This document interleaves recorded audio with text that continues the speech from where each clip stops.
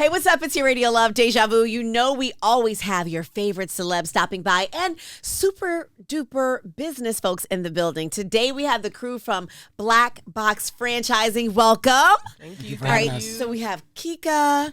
We have, which one is Darren? I'm Darren. Darren, and we have Jay. Yep. Talk to us about Black Box Franchising and how you all brought this together and even your individual backstory. So first, Kika. Yes, thank you so much for having us. Of course. So I started franchising in 2018. I was one of the only female franchisors. I was named the youngest female franchisor in the country. In the country? And one of the only black people in franchising. And so when I started, I had to learn a lot of things, often the hard way. There was no guide. I was franchised and then I was spit out into the world. So I figured it out, and then I had a lot of people reach out to me like, how can I franchise? So I naturally started helping them. And then fast forward, I met Darren at a show, and we were on stage talking together. And he's like, I'm about to start a franchise development company. And I was like, I am too. And I was like, oh, man, I'm going to have some tough competition. Wait till you hear his story. And so we decided to work together. Jay, marketing guru, I saw his work. I could never do what he does, so brought us three together to help small businesses stay in business through franchising. Love it. All right, so talk to us about your story, Darren. I am a second-generation franchisor. Okay. My family founded Golden Crust. Excuse me? The Golden Crust? Yeah. And you ain't bring me a chicken I know. patty? This always happens to me. This always You know happens to me. I got Black Box material for you, though. I guess that'll work. And then you better send me a box of those patties. But go ahead, talk to us about it. So we are the current largest black franchisor in the country. Wow. And franchising has given me everything in my life, all the good, and we've been able to spread black economic wealth through franchising, through all of our franchisees and employees.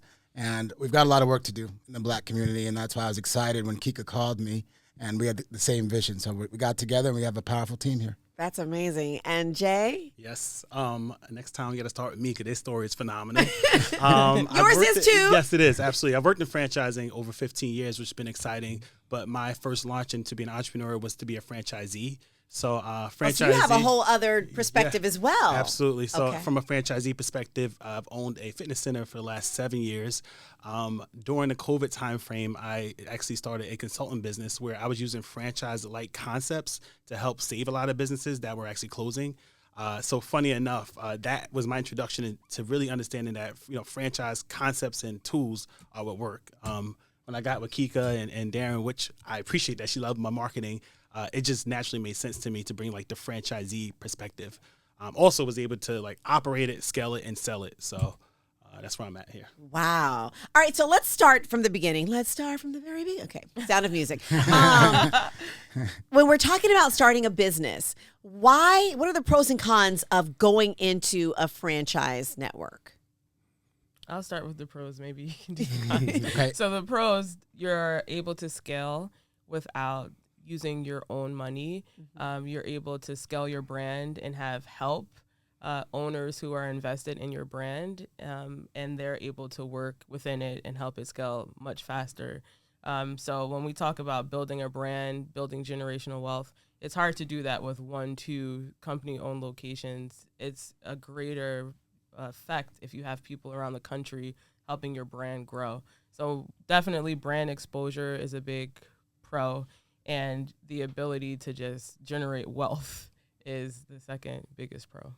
Okay. And what are some of the cons? Because I've heard some horror stories. I remember meeting one young lady who had like a juice franchise, and she was like, this is horrible. Because I was like, oh, black-owned business. And she's like, girl, she just burst the whole bubble. Soon as by the time I got the drink, I was like, oh, I'm sorry. Right. So talk to us about some of the cons entering into franchising and what Black Box will be doing differently to help alleviate some of those. I would say the con list is very short. But the biggest one that you always hear is that you can lose control, right? Because when you own the entire business, it's your baby. Right. Everything that you want from a branding perspective, a customer, your customer promise, how you deliver it, it's all yours. You get up, you go there every day, and it becomes yours. When you start franchising it, you have other entrepreneurs that are utilizing your brand. So if you don't have the operations and systems in place, sometimes you can lose that brand identity. But it's up to that franchisor to make sure that all of your standards are up to place and that they're running the business the same way that you want to.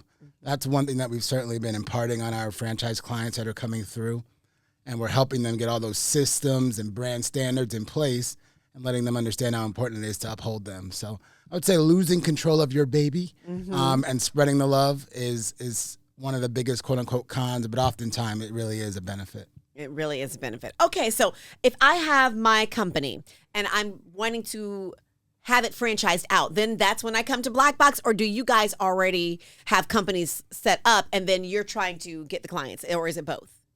For Jay, let's see Jay back on the mic. It's a mix. So funny, a lot of times in some of the conversations we have, people have a business and they feel like I kind of bring it to like their closet. Like their closet is dirty. Like my finances is messed up, or I don't really have an SOP in order. Whereas kind of the opposite. With Black Box, we're the people that you can come to. You can be honest. You can be vulnerable about where you are, and we help you clean it up to get prepared to franchise. Now, about time you get through our course and our process, you're actually franchised. Everything's been filed, but it's so that we can help you get cleaned up and get ready to franchise. Okay, and so I would be, by the time I'm finished, you guys, I can go over here and say, hey, listen, you want to be a part of my company? You can be my next franchisee. Absolutely. Yes. Okay, and so what's the process? What does it look like? And I know you were saying, Jay, that you had like different marketing techniques and everything that you were using and applying. What's that looking like for Black Box? Yes. So we have, it's really, really cool. And I'm not just saying that because I'm a part of the team, really but cool. we have an interactive course with milestones. And at each milestone, there's a live instructor that not only helps develop that part of the franchise development, but they also teach the entrepreneur about the section that they're working on. Okay. When I first started, it was just, here's your paperwork. There was no understanding of what is a franchisor, what is my role, what are my duties. And that's so important in order to thrive, just to know what your job is. And so we've all three of us built this interactive course. And so live instructions, there's a moment to ask questions, make sure you understand, then you move on to the next phase. So we're actually one of the only, or I would say the only, franchise consulting firms that educates the entrepreneur and develops them. That's really interesting. Okay, so we're being educated. Is this a course that you give year round, multiple times, or is it like you just have to sign up in the 2 quarters to get in? So it's an online platform, so the clients can move at their own speed. At their own speed. And depending on how quickly they get through some of the modules will be when they meet the actual people that'll help them out. You'll have a financial analyst after you're through your financial modeling online. Oh, got it. So it is grueling, but we feel like we have a responsibility to certainly get those prospective franchisors ready for the real world. Because I always say when you start taking people's money, you better be ready. Right. So it's not the easiest, but when you're done, you certainly have all the edification you need. And what are some of the tools that you need before you start getting into a franchise? What are the things that you're going to be teaching these people? Give us one of the principles or tenets. Overall, I just say just having it documented. I know it sounds crazy, but what does a that lot mean? of times, and I'll get into a lot of times, you see business owners know what they're doing in their head. But it's old school saying documentation beats conversation, and that's the playbook. So like documenting your SOPs and your procedures and everything matters. So down to if you have a script of how people answer the phone, let's actually document that and what that sounds like, all the way to FDD and financial projections. And I would say just owning your intellectual property as a business owner, which means trademarking your logo, your slogan, and owning it is definitely the first step. So there's the first part of what we do is we teach ownership, like true ownership. This is how you own your brand so no one else can take it. And that's so important because no one's having that conversation. It's just being taken from them. And it's heartbreaking. And so, like he said, we have work to do, and this is very impactful work that we're doing. And what about funding for this program or your franchisees or the people who are trying to, franchise their business? Do they need funding before they start this process? Not just with the course, but the entire process. I would say it just depends, right? Oftentimes when you're becoming a franchisor, there's not a huge expense. Again, they already have their accounting systems in place, and hopefully when they're through the course, they have all that in place. For their prospective franchisees, we are partnering with some folks that can be able to help them fund and become part of that particular franchise. So we've got funding in the works, and to join our course, we've also got essentially self-funding, and we've got it down to about $40 a day. And we like to say that we're certainly the most cost efficient on the market but you're still being delivered a very high product. Are you all partnering with any other corporations that will fuel their potential franchisees through your systems and your courses? Have you gotten into that area? We have. Are we under an NDA? Are we under an NDA? I don't think we are. I think we're supposed to talk about it. All right. Okay. Now This is big. It's coming out the first time right now. Exclusive. I know. I told you. Yeah, we're in the works dealing with a company called Big, and it's the founders Baron Davis, ex-NBA star, Yes. ex-New York Knick. He was actually at our Black Box launch event on July 27th this past month, and he was one of our panelists. So we're partnering up with him to do a lot of really, no pun intended, big things. He's got a big pool of entrepreneurs, investors, marketers, and we're finalizing some details there, but we're in discussions with that. So much more to come on that. That is amazing. Now, all of you own businesses now. Have you put them through the franchise model? Because Kika, I know you have a couple of locations of Kika Stretch. Yes. Yeah. So have you put them through the franchise model, and are you working this even as you're launching Black Box? Yes, I love that. So I did this whole process without Black Box, which now when I look at what we have with Black Box, I'm like, wow, it would have been different if I had Black Box. But I still have the franchise. And actually being in that franchise system for so long, I've created a whole new system that doesn't exist. And so this Black Box is my passion project. So I've been able to grow Kika in a way that I can still put this as a priority and do both. And tell us about how you started your business too, because it's a really interesting story. Yeah, give us some insight as a founder. So I was a professional dancer, actor, television and film. I did it for years, and I was sick of ordering appetizers. I really wanted to order an entree, but I was too broke, and this is a real story. And so I wanted to change my life after my son was born. He was 6 months old. Now he's about to be 15. And I wanted to be involved in his life without having to just like work a 9 to 5 and never see him. So I asked my friends and family, should I start a business or go back to school? They were like, go back to school, girl. You don't know nothing about a business.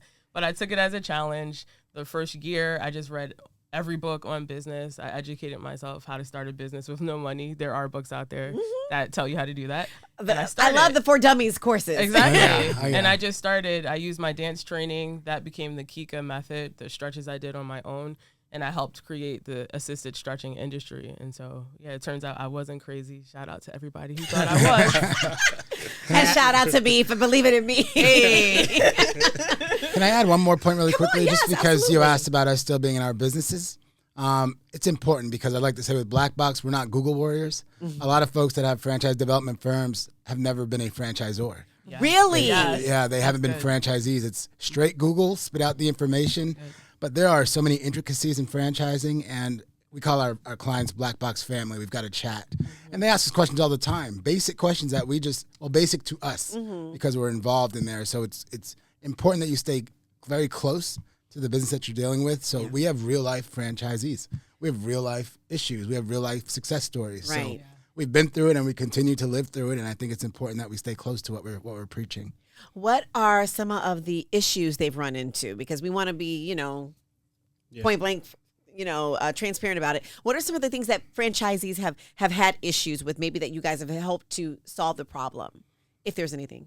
Well, for me, I'm in the restaurant business, so it's for all franchises. At the end of the day, they want to make money. Yeah. Right? And I don't know what their end goal is, maybe to send their kids to college, maybe to give back to the community, but it all takes money. So you have to look at your own individual business, control your costs, understand your labor, and how do you get customers in and how do you keep them? So I'm in the food business specifically. So for us, everything comes down to food costs and labor.